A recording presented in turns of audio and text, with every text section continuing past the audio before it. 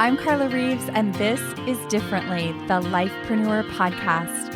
I'm a hyperachiever turned lifepreneur, and after a decade of coaching ambitious leaders, I'm convinced we are far closer than we realize to what we deeply desire, and it's a willingness to do differently that can change everything. This podcast is for the everyday leader ambitious for a rich, out-of-the-box life.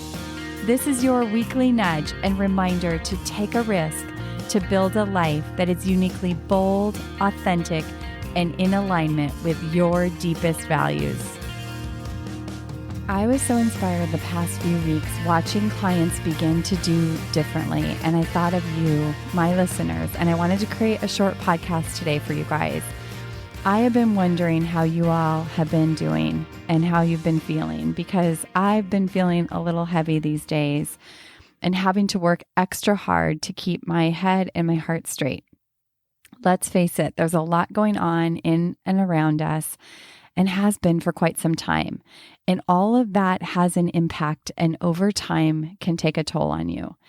Maybe like me, you've been feeling a little extra weighted down too. Today, I want to show you that even when you feel like you need some big changes in your life, but you don't have the energy or wherewithal to begin, you can start small. And small changes are my favorite place to work because small shifts with consistency over time are the key to making change last. In fact, I was just reading this morning in Natalie Goldberg's book, Wild Mind. She says, make positive effort for good, even when the monsters are screaming in your face. She says something like, the voice in your head gets pleasure from kicking you in the teeth when you're down. And when you feel down is when you need to make positive effort forward. And this might mean getting out of bed, washing your face, brushing your teeth, opening the blinds and letting the light in, or getting dressed. You get to decide what that means for you. In my Elevate Breakthrough Coaching program, around week 4, we do an exercise for that particular week that is an invitation to do differently. And this involves doing anything to change up the ordinary moves of your life, whether it's in your relationships, at home, with your spouse, on the job. And I want to share the kinds of things I have witnessed over the years working with clients. The first one I'm going to call threaten with a hug. And this is when a child or an adult or someone close in your life maybe does this annoying thing that they do, and you realize it's kind of a call for attention, and usually respond with annoyance, or the family gets upset or even yells. And instead, this time, you embrace them in a bear hug and threaten hugging them until they stop. This is called interrupting the pattern. And this actually happened with a client's son one time, and he ended up just erupting in laughter. And it interrupted a pattern for the entire house that had been happening for a long time. The second example I want to share with you, I'm going to call lead versus please. This is when, and I've seen it over the years, as a client will recognize that they're in some sort of leadership role, and instead of leading from what they know to be true and right for the project or organization or team or whatever it is, they catch themselves actually trying to please others and sort of altering their idea or plan in order to accommodate what they think others need. And in this particular case, I remember a client like stepping up and just getting buy-in for her idea and her leadership, and then educating others to get them on board, like fully taking responsibility to bring others on board with her instead of kind of cowering to what she thought they wanted. Super powerful. Number 3 example, I'm going to call less thinking, more action. So maybe this shows up in the realm of making connection or building relationships in your life, or maybe this is related to your job where you need to do sales outreach or sales calls and you find yourself overthinking it and doubting yourself and then putting it off. And this involves just getting into action. So I've seen clients do it where they just set down the overthinking and they just start scheduling these coffee catch-ups and they get them on the calendar. Less overthinking, less hesitation, less worry, and more getting in action. And what ends up happening is with very little effort, they feel more connected, they have opportunities on their calendar, and they've created impact with very little output. It's like low-hanging fruit. And so again, less thinking, more action.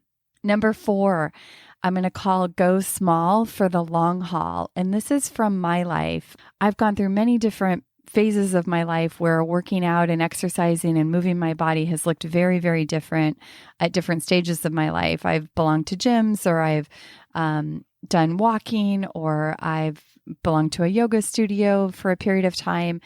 And for the last, a couple of years, I use an app on my phone and it's called Asana Rebel.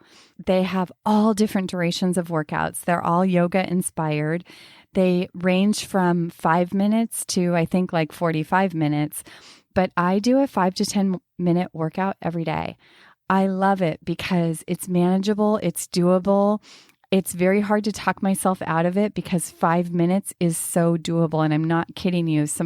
Most of my workouts are around 5 minutes long, but I do them every day or maybe twice a day. And over time, I have seen results in my body, and it helps me maintain my weight, my strength, and is such a huge asset to my mind. So small steps over time. Almost always, my clients, when they are journaling about these actions they're taking to do differently, they almost always will say, oh, this is just a small thing, and they tend to discount it. I always remind them that they're actually not small things. They're very big things, and they're things that over time lead to what you actually want. And so the theme for today is small changes, big impact.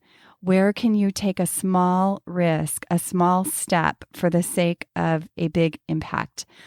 Now, imagine doing that same action with consistency over time. I want you to really sit and imagine that. Like if you choose one thing, and if you thought about doing that for a week or 2 weeks or a month or 3 months or 6 months, what kind of momentum would that create in your life? Now, let's go create some waves. I want to thank you for being here. I want to thank you for tuning into the podcast. We are growing listenership. This takes time, and I would love your support so that I can continue to do this and bring this to you every week. Will you share this today with someone you think would find value in your life? I thank you so much for that. I hope that you have a great week. Again, I'd love for you to connect with me on Instagram or LinkedIn. And if you do on LinkedIn, please send a personal message so I know to accept. And tell me what your biggest takeaway from today was, or an idea that you decided to start in your life. I can't wait to hear about it. Have a beautiful week. Thank you for tuning in to this episode of Differently. I hope it stirred your thinking, and I invite you to take one inspired action from something that stood out to you. If you want to hear more conversations like this, hit follow on your favorite podcast app. And if this episode could impact someone you know, please share it and pass it along. Remember, new episodes drop weekly. See you next week.